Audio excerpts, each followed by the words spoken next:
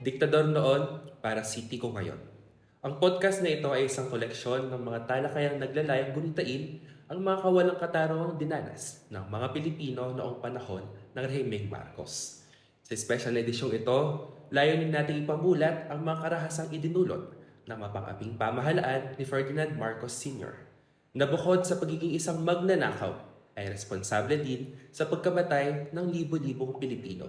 Lalo na sa panahon ngayon, kung saan ang kapangyarihan ay muling nasa kamay ng mga Marcos. Ang mga katotohanan ito ay dapat bigyang pansin. Magandang araw po. Ako po si Aaron Hernandez, dating leader estudyante at ngayon ay isang youth advocate.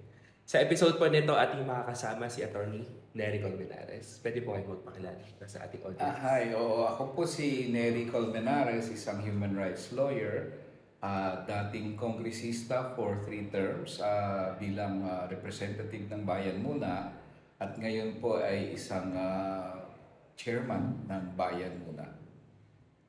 Kasama din natin si Gabriel ng Panday Sining, Pampanga. Ako si Gabriel, parehas kami human rights advocate din kami gamit ang sining at ako yung current chairperson ng Pampanga chapter. So, ayun. Ayun, sige. Doon na tayo sa ating mga topic ngayon. Yung episode na ito ay mas mag-evolve siya dun sa economics noong panahon ng martial law. At sa ngayon, kung paano natin sila mapagtutulong. Pero bilang panimula po, Attorney Nery, naging biktima po kayo ng martial law, human rights violation noong panahon ng martial law. Pwede po kayong magkwento. Kaedad niyo siguro ako nung kasagsagan ng martial law kasi grade 6 ako nung pinatawag martial law. So yung mga teenager years ko ay sa ilalim ng martial law. Ang una kong napansin noon nung nadeklara ang martial law, mag-first year college na high school na ako, ay madaming militar palagi sa kalye at hinahabol yung mga mahahabang buhok ng mga kabataan tulad ni Gabriel. So, kagilid talaga siya, hahabulin tapos gugupitan nila ng military. So, ako naman dahil bata pa ako, iniisip ko, wala namang decision ng isang tao kung mahaba buhok niya o maiksi. Ako kasi maiksi buhok ko So, makikialaman pa ba yan ng gobyerno? Bahala na sana yung isang individual, di ba? Secondly, na-notice ko syempre, later on, may curfew. So, alam mo naman, there's no way na makaligaw ka ng mabilis, kundi sa isang sayawan sa party. Pero dahil may curfew, dapat manligaw ko na ng maaga-aga kasi uuwi na yan bago mag-alas 11. So, at pangatlo, may sinasabihan kami dati ng magulang ko na huwag kayo mag-ipon ng more than 3 kasi may balita dati na pag nag-iipon ng more than 3, huhulihin. So, napakasama na kami magbabarkada na hindi kami makapagkwentuhan man lang sa kalye kasi pag halimbawa nahuli ka, pasok mo, sabihin sa'yo, huwag ka nang sumama muna dito, uwi ka na kasi 3 na kami, di ba? So, di ba, pakiramdam mo ang sama-sama na hindi ka man lang nakapaghalubilo sa kapwa mong estudyante o kabataan. So, napakahirap. And later on, nakita ko, ang pangako ni President Marcos noon na iahon sa kahirapan ng bansa, parang walang nangyari. No? At grabe ang kahirapan, napakababa ng sahod, mahal ang mga presyo ng bilihin, and pag magprotesta naman ang mga manggagawa o magsasaka, instead na tugunan ang kanilang problema, repression ang sagot. So, huhulihin ka pag nagpo-protesta ka o nagrarally ka o kaya pag hindi ka sang-ayon sa mga policies ng gobyerno. So, hindi talaga magandang karanasan para sa katulad natin ng mga kabataan noon, kabataan ako noon, paglaki sa ilalim ng martial law. Kaya sa maagang panahon, At the age of 16, maaga akong namulat sa katotohanan na ang lipunan na kinalalakhan namin ay hindi dapat maging lipunan ng susunod na henerasyon. Kaya nag-involve ako sa isang advocacy for human rights and tinutuligsa namin siyempre ang human rights violations at dinidemand namin na ibalik ang student council at school papers. Kasi pinagbawal yan noon ni President Marcos ang lahat ng student organizations. Bawal dati, walang organization na nag-exist. At including of course the student councils and school papers.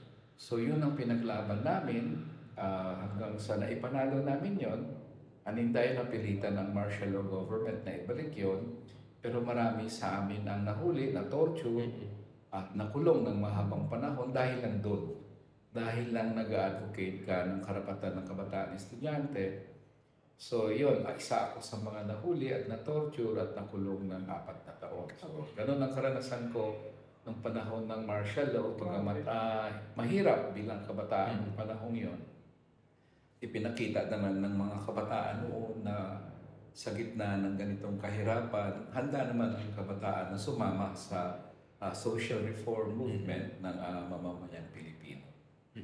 Parang kasi inisip siguro ng ilan sa atin na hindi na nakaranas ng martial law noon, na parang wala naman yung masamang epekto sa'yo kung hindi ka isang aktivista, hindi ka isang politiko. Pero doon sa pagkakadescribe ni Ordinary, parang yung normal na buhay mismo, kahit yung mga kabataan, apektado ng martial law dahil sa mga ganong klaseng paghihigpit. And eventually, nung tumanda na si Atty. Nery, naging isang estudyante sa kolehiyo, nag-advocate siya sa para sa karapatan ng mga kapwa-estudyante niya, ng kapwa-kabataan. Hinuli naman sila, dinakip naman sila. Kamusta yung attorney, yung naging karanasan mo sa kulungan? Una muna, hindi totoo na kung wala ka namang kasalanan, hindi ka naman mapahirapan. Wala namang kasalanan na mag-demand ng student council ng school papers, di ba? Ano ba namang masama doon para sa manggagawa na nagdedemand ng dagdag na sahod? O sa magsasaka na nagdedemand ng tunay na reformang agraryo? Lupa, kasi wala silang lupa eh. Yan lahat niyan, normal yan na dinidemand sa isang demokrasya eh. Tama. So, hindi ibig sabihin ginagawa mo yun, pwede ka nang ikulong. Otherwise, hindi naman siguro. Lahat na nakikinig ngayon, ayaw naman siguro nila na gano'n ang lipunan na kalakhan nila na tama naman, nagde-demand ka lang ibaba ang tuition fee. Ano masama doon? Kung mabigay, di mabigay. Kung hindi mabigay, at least yun ang posisyon mo, di ba? So, anyway, sa kanila, hindi tanggap yan ng martial law. Intolerant sa dissent si President Marcos at ang martial law government. So, anybody who disagrees will be arrested. Some of them were killed. And almost all were tortured. So, iyon. Ako naman, ang torture ay 18 anyos ako nang nakulong ako, nahuli ako. Siyempre, ang torture ranges from tapos paso ng sigarilyo, tapos lagyan ka ng, alam mo, ng M16 bullets dito sa pagitan ng iyong daliri, tapos Pipisilin. sakit pala ganyan. Sabi ko nga, lagyan nyo ng ballpen dito, i-press ko, sakit.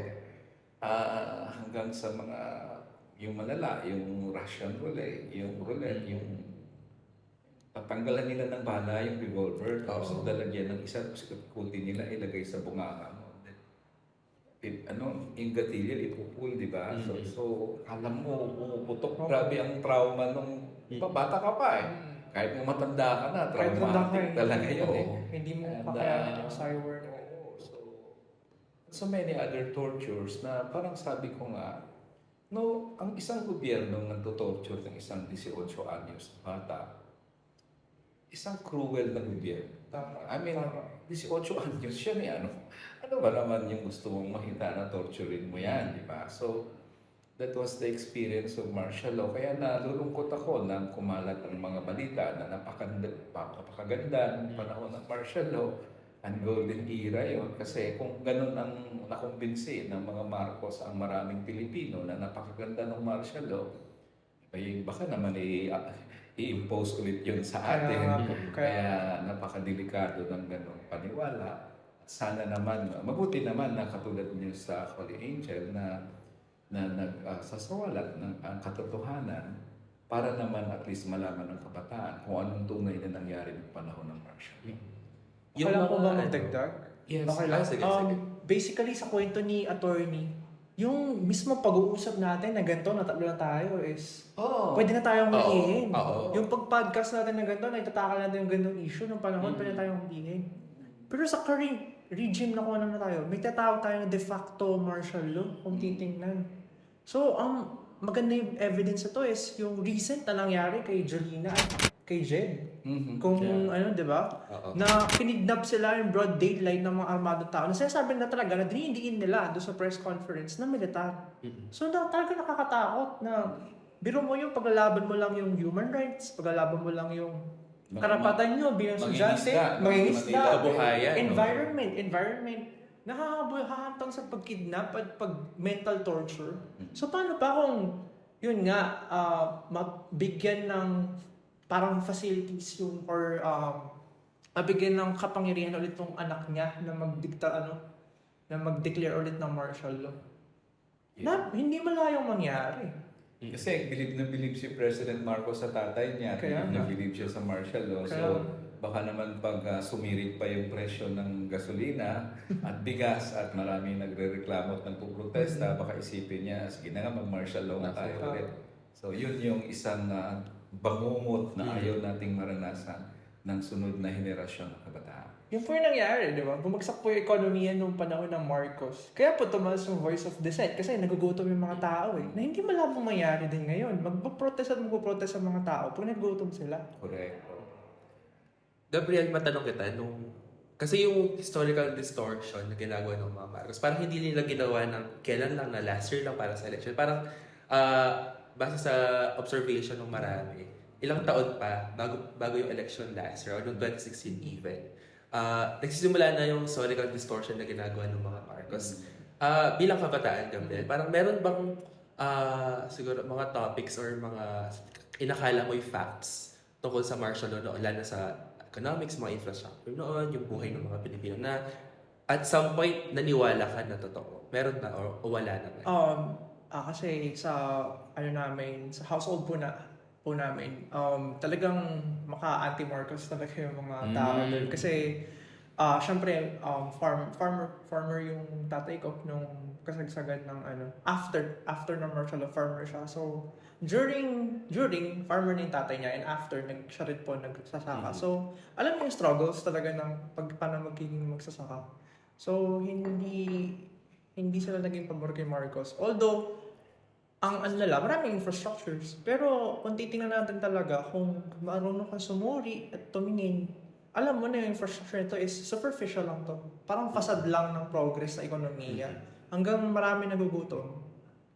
Hindi talaga tumataas ang ekonomiya mo. Ang batayan talaga yan is yung poverty rate. Kung mataas ang poverty rate, kahit ano pang infrastructures na buuin natin dyan, mag-manifest na bagsak talaga yung ekonomiya na may crisis sa Yes. Napag-usapan na naman ng ekonomiya.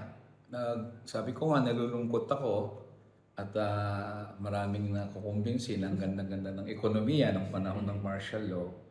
Ako, nakaranas ako pumila para bumili ng bigas Nirarasyon ng bigas. Balita nga po yun. May kupon na binibigay ang nanay ko. Baka siguro mga second year high school ako Pipila ka doon sa palengke kasi hindi ka pwedeng bumili ng yung bigas na bahala ka. Talagang parang hindi ko malala, siguro mga 1 ganta kada araw, bawat pamilya. At mahirap yon. Later on, na wala ng bigas, mais na yung pwedeng ibenta Kaya umiyak dating nanay ko kasi nagrereklamo. Alam mo naman, mga kabataan, di ba? Nagrereklamo kami pag walang kanin, di ba? So, umiyak yung nanay ko kasi sabi niya, hindi ko sukat akalain na darating ang panahon na papakainin ko ng mais yung mga anak ko. So, ang isang poverty incidence rate na nakita ko is almost 51% ang panahon ng martial law. Halos kalahati ng mamamayang Pilipino ay below the poverty threshold. At least kasi narito yung mga ilang data ng martial law government. Pero hindi pa rin nila napigilan, at least 12% ang unemployment rate. Mataas yun. At yung inflation rate, there was a time na umabot yan, kung maalala ko, about 40% inflation Taas. rate. Can you imagine that? Yung inflation ngayon, nag-hover from 6 to 9%. Grabe na reklamo Grabe natin. na to. So parang kailangan mo ng isang bayong pera para makabili ng isang nabalitaan kilong ko nga po isda, yun. di ba? So, grabe ang hirap. Tsaka ang baba ng sahod. At ang martial law was declared to to eliminate landlessness. Land reform ang main program niya. Pero napakaraming magsasaka ang wala pa rin lupa. Lalo na, halimbawa sa Central Luzon. No? Kaya lumaban ang mga taga Central Luzon. Ang isang bastion ng oposisyon later on sa martial law government ay mula sa Central Luzon. Kasi ranas ng mga magsasaka for a long time dito ang kahirapan bilang isang magsasaka.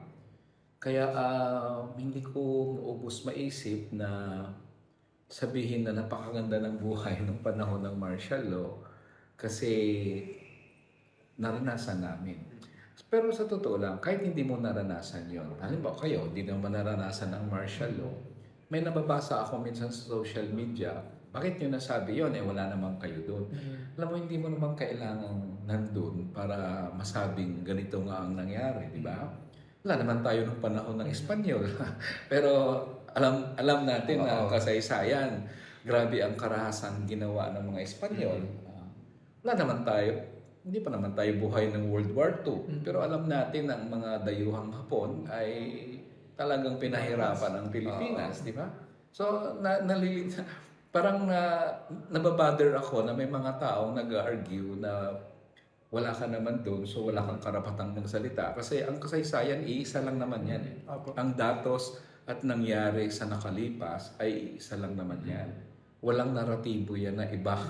Kundi iisa yan. At kahit na wala ka doon, kung yan ang ating kasaysayan, yan ang history, yun ang nangyari ng panahon ng martial law. Extreme hardship ang naranasan ng mga Pilipino. At grabe ang martial law, nakakatakot talaga. Hindi mo masabing, talagang takot na takot ang tao sa martial law. Martial law is military rule. Katulad ngayon, military rule in a way, di ba? Yung mayor ng Plaridel parang tameme kasi coronel lang nagsasalita, hindi ka. Sa normal kasi na demokrasya, mayor yung ano dyan may say, hindi yung coronel, di ba?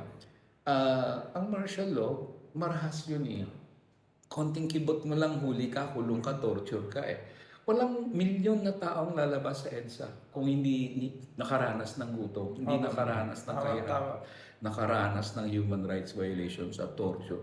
Sinong matapang dyan na lalabas?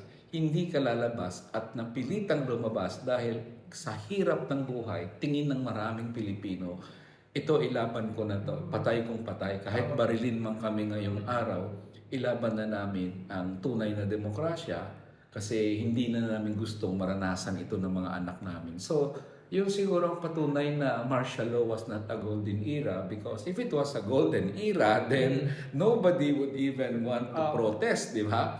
And kung mag-EDSA-EDSA ka dyan, yung buong Pilipinas magsasabi na, hindi kami papayag sa EDSA-EDSA nyo kasi maganda naman ang buhay Pero dahil sa massive support ng mamamayan, kaya napatalsik si President Marcos sa panahon yun because tama ang mga issue laban sa martial law government at dapat lang na palitan na ang ganong klaseng kalakaran. 21 years din yung diktatorya ni Marcos. At dun sa mga dekadang yun, marami silang inutang, mga kinulimbat, yung mga kroni niya, nakinabang. May epekto po ba yun sa atin ngayon? Alam nyo, sabi ng aking lolo, dati-rati daw ng mga 50s siguro, 60s, ang Pilipinas daw number 2 sa buong Asia. Sabi niya ang number 1 lang dati ay Japan. Ang number 2 na yung Pilipinas, yung mga Thailand na yan, yung mga Singapore na yan, Malaysia, mababa yan sa Pilipinas, Korea. Sila sa atin. Nung nag-martial law na, lumala ang ekonomiya natin at hindi na tayo nakabangon yan.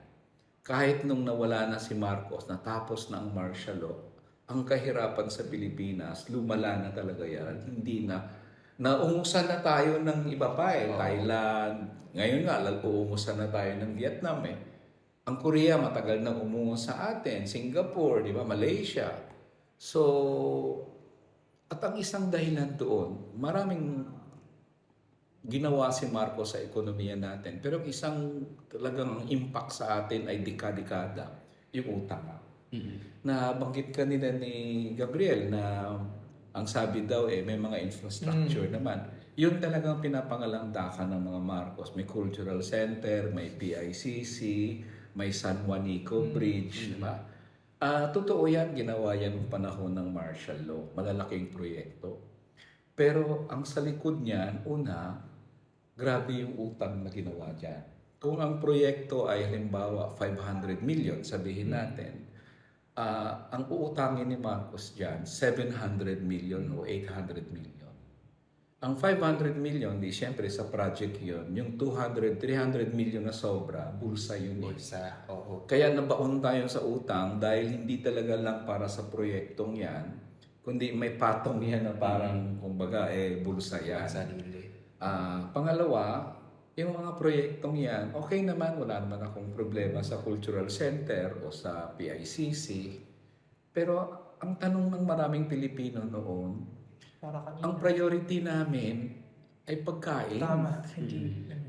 Okay naman manood kami ng ballet sa cultural center o makinig kami ng piano. Although ang ordinaryong masa hindi Hindi naman papasok dyan Oo. Pero uunahin mo ba yan sa gitna ng gutom, sa gitna ng wala nang bigas tapos unahin mo magpatayo? Kasi dito sa cultural center, ang mga proyektong ganito, may kita Ang problema, may kita sila, pero ang utang, tayo magbabayad at binabayaran natin yun for so many decades na ang sunod na mga henerasyon ng mga Pilipino, hirap na talaga. Dahil yung budget mo, instead na ayuda, instead na health, instead na education, ilalaan mo sa pagbayad ng utang. Instead na free tuition fee ang maraming kabataan, hindi pwede. Nagpapatong ng tuition ang mga state universities and colleges na pilitan kasi kailangan ng budget dahil ang budget para pambayad sa utang. So yun ang isang epekto sa ekonomiya natin na hindi natin at all na naka-recover dyan for a long time. At ang isang example dyan, yung Bataan Nuclear Power Plant dito sa Central Luzon, binabayaran yan, natapos lang yung bayad niyan mga 10 or 12 years ago. Mantakin mo, martial law inutang, binabayaran natin yan 10 or 12 years ago.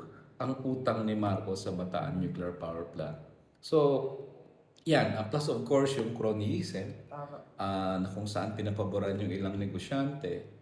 And of course, yung pangalawang pangako ni Marcos kasi noon, land reform ang una, yung pangalawa, sa batain ng korupsyon. Grabe ang corruption. Pero ang nangyari sa corruption, instead ng corruption all over the country, medyo centralized corruption. Yung crony po niya sa siya lang. Siya at mga cronies niya ang grabe mangurakot at nakontrol yung ekonomiya natin. Pag nakokontrol ang ekonomiya ng ilang cronies, depleted talaga yan. Hindi yan naangat sa development kasi alam niya ng mga economic students, hindi na nagpi-play ngayon yung tunay na sahod. Halimbawa, control ng isang crony yung buong industriya niya.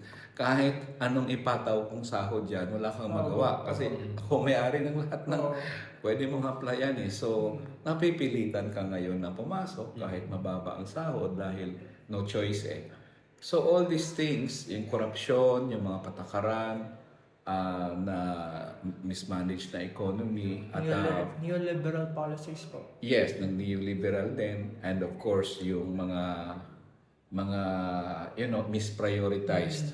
May budget ka na ganito, unahin mo yung cultural center bago sa tuition o budget sa edukasyon, then talagang magsasuffer ang iyong economy. May dagdag po ako sa katanong na rin po sa inyo, attorney. Kung titingnan niyo po yung pabalik po tayo dun sa sasabing infrastructures na pang-cultural, pero yung pang-cultural hindi yung ma-appreciate ng masang Pilipino Kung titingnan ka, burgesan siya Diba? Yung ballet, opera, kasi hindi naman exposed sa ganong klase ng kultura yung mga masang Pilipino.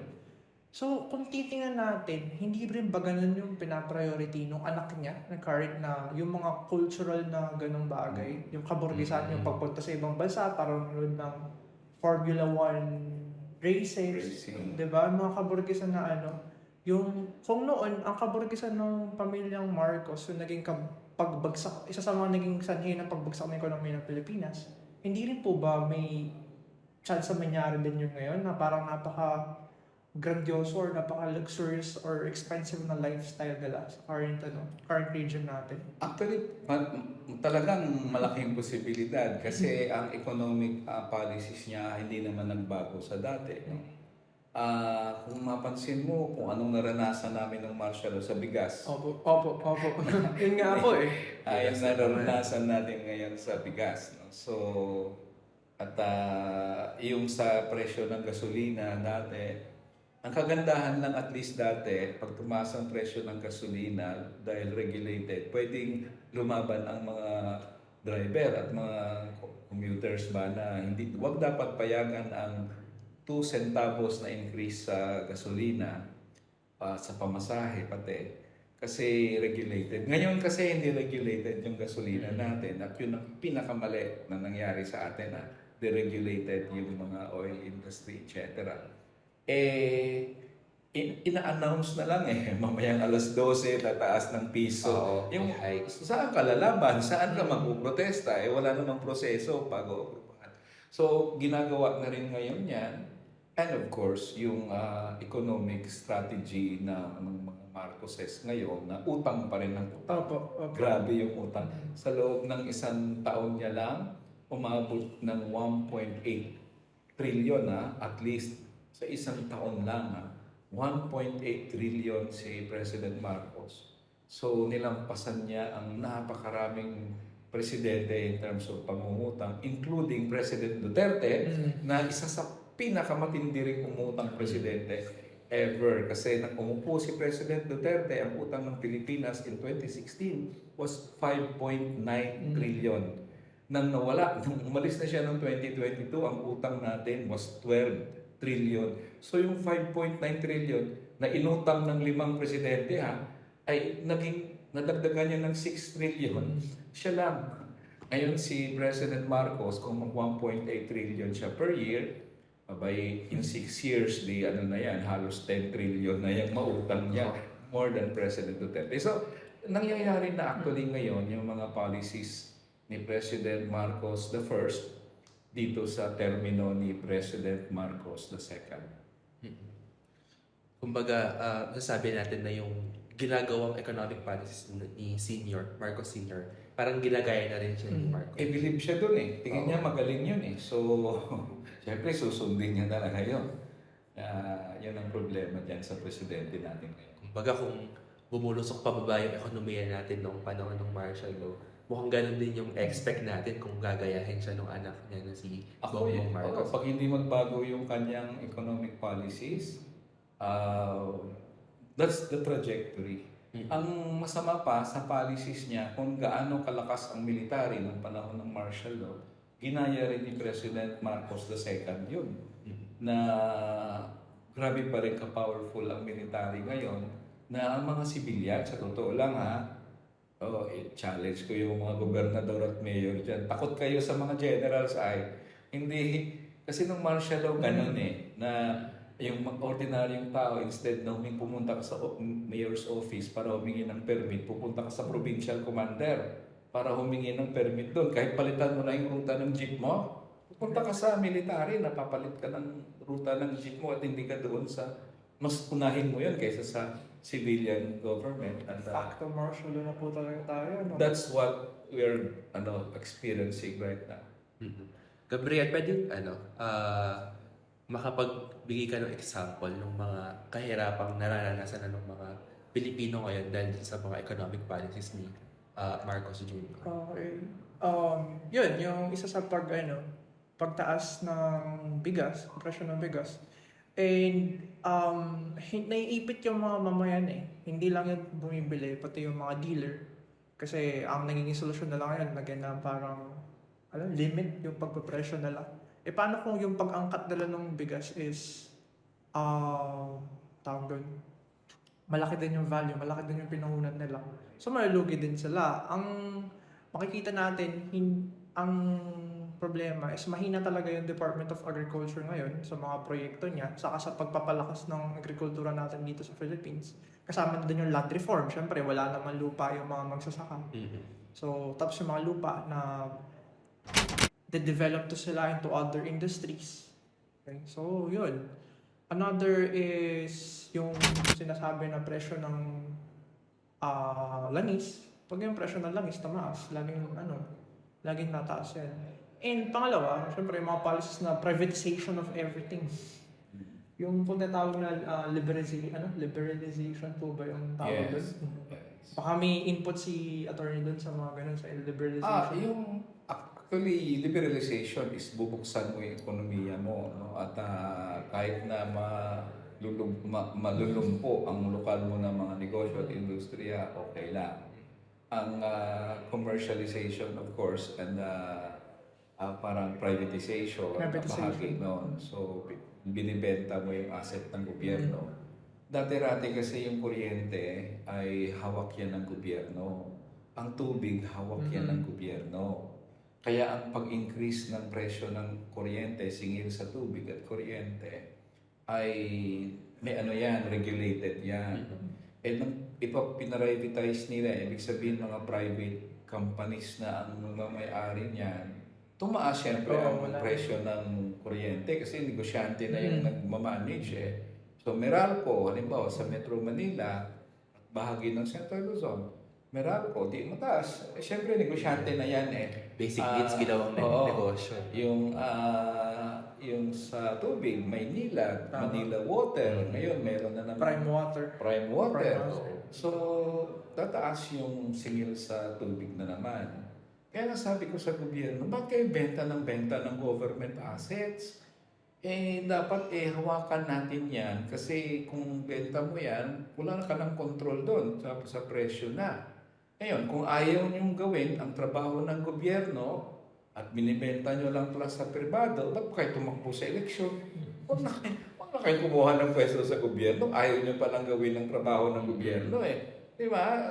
Baka naman na tatakbo ka, pag nakalagay ka sa posisyon, yung trabaho mo, fina-fan out mo kung baga ina-outsource mo ba, parang kino-contract out mo, di lugi ang taong bayan yan kasi hindi naman nila binoto si Maynilad eh. Hindi naman nila binoto si Meralco si Prime Water ang sa kanila, gobyerno dapat ang naghahawak niyan para hindi basta-basta tumaas ang singil sa tubig at kuryente. Pag tumaas yan, meron kaming government official na sisingilin.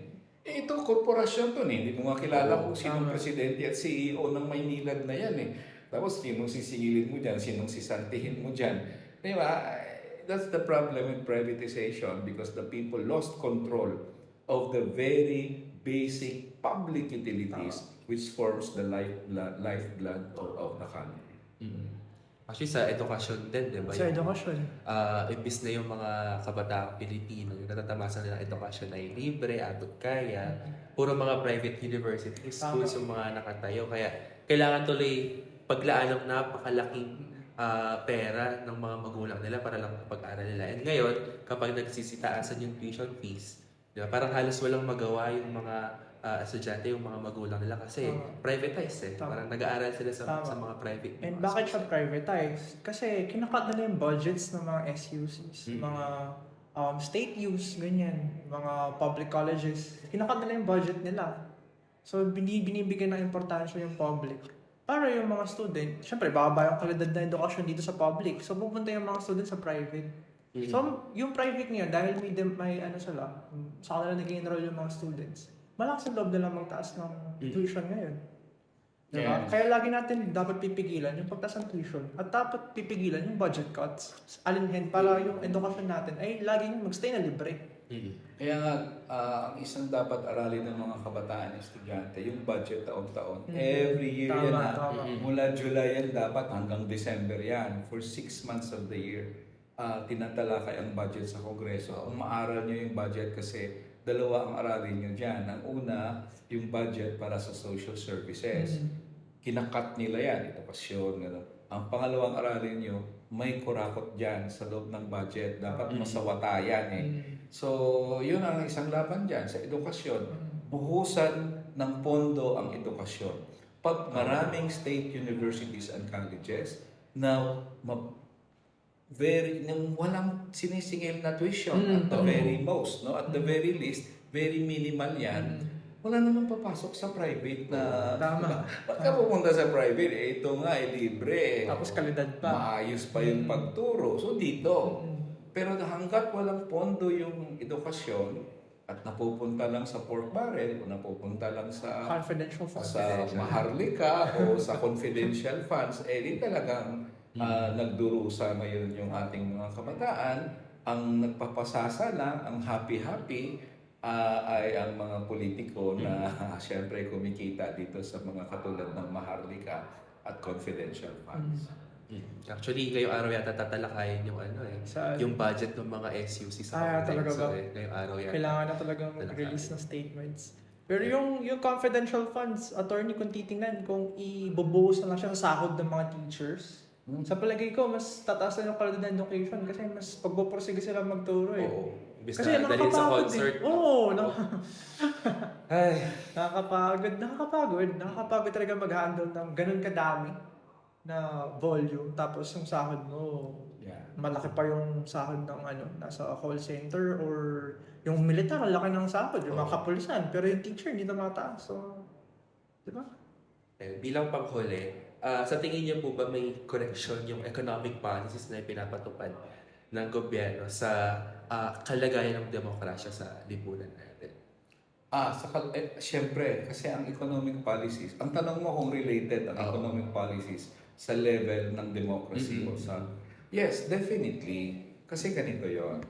Pag ang ekonomiya ay hindi maganda, ang manage mo, maraming malulugmok sa kahirapan. Mababang sahod, walang trabaho, grabe yung inflation, mataas na presyo ng bilihin, lahat yan. Wala kang economic policies mo, walang pabahay, walang house, shelter yung maraming mamamayan, etc. Kung ganun ang economic policies mo, ang tao, natural sa tao yan. Magre-reklamo ka. Kasi ang sahod ko ganito lang, ang presyo ganito. So, dagdagan nyo naman. Ngayon, ang gobyerno, pag hindi ka tolerant sa dissent, i-repress mo yan. Katulad ni Marcos, di ba? Rally ka ng rally. O, hindi dapat nagrarally.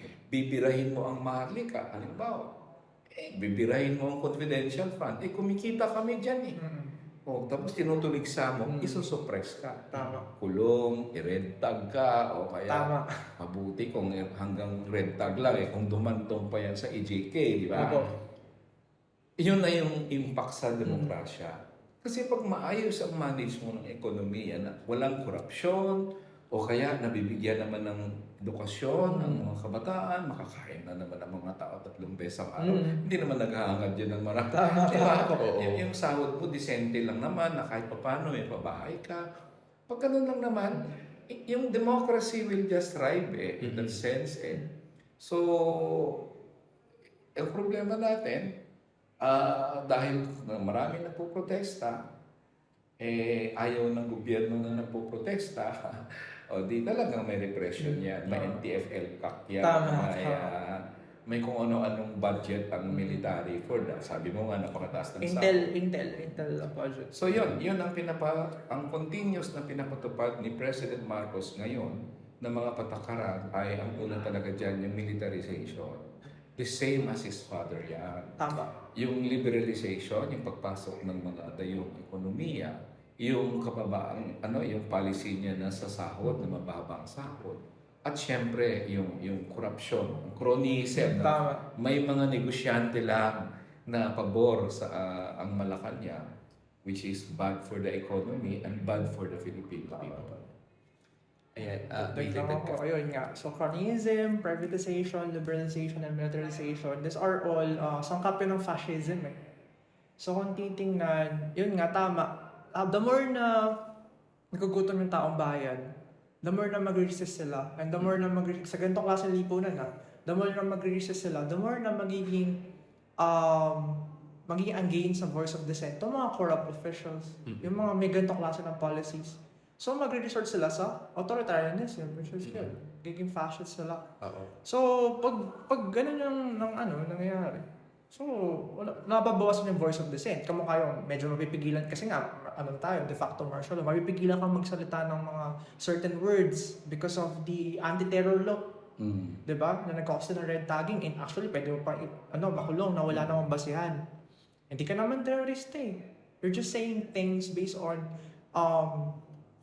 data itself, based on yung political na ideology na feeling mo mas tama, mas lalapat talaga sa kung anong lipunan meron tayo para maayos, para maging pro-makatao, di ba? Makatao, anti-poor, anti-poverty rather, hindi anti-poor, anti-poverty rather, di ba? Yung para matapos natin yung kahirapan. Pero ayun, yun lang yung sasabihin mo, may sensor ka na, i-red tag ka na, di ba? So, masabi ko yung mga policies na kung nakaka-apekto ba siya sa demokrasya, nakaka-apekto na siya. At currently, nararamdaman na natin siya.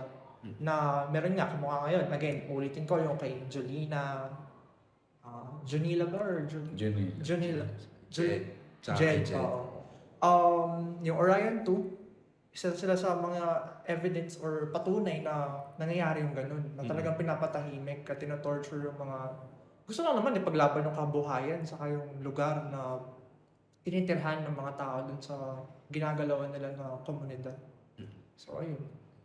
How I wish meron pa tayong oras. No? Kasi ang dami nung pwedeng pag-usapan tungkol sa ekonomiya ng martial law, sa connection nito sa ngayon. Ayun. Pero kailangan natin magtapos sa episode na ito. Bago po tayo magtapos, Attorney Nery, meron po ba kayong mensahe para sa ating mga tagapakinig, sa mga kabataan, sa estudyante? Ang mensahe ko lang naman ay walang pinag-iba ang mga kabataan noon at mga kabataan ngayon. Pareho lang naman talaga. Kung gaano kami namulat at gaano kami lumaban, ganun din kayo ngayon. Hindi ako naniniwala na kaiba kayo, hindi apathetic kayo, hindi kayo. Nandyan niyan. At kayo ay merong kaangking lakas na malaking may tulong para sa reform, social reform ng bansa natin. Dahil una, you're very analytical. Kabataan kayo, nag-analyze kayo araw-araw sa klase pag may test, di ba? Pangalawa, articulate kayo. Kasi yun naman ang ginagawa nyo rin araw-araw sa klase, pinapag-recite kayo. So, you can analyze and articulate the problems and the solution of the Philippine society. And you have a large role in any movement for reform. For after all, it is your future that is at stake here. So maraming salamat, Aaron, at sa lahat po ng tagapakinig. Thank you. Gabriel, ikaw, meron ka mensahe? Maganda na yung naging ending ni Attorney Nery. And masabi ko lang is thank you for always inviting me sa mga ganitong klaseng talakayan. It's an honor. Ayan. Maraming salamat sa mga tagapakinig. Sa ika-51 na anibersaryo ng martial law, naway ating alalahanin na ang mga diktador noon ay maaaring maging parasitiko ngayon. Kaya ating tandaan na kapag namulat ay bawal nang pumikit.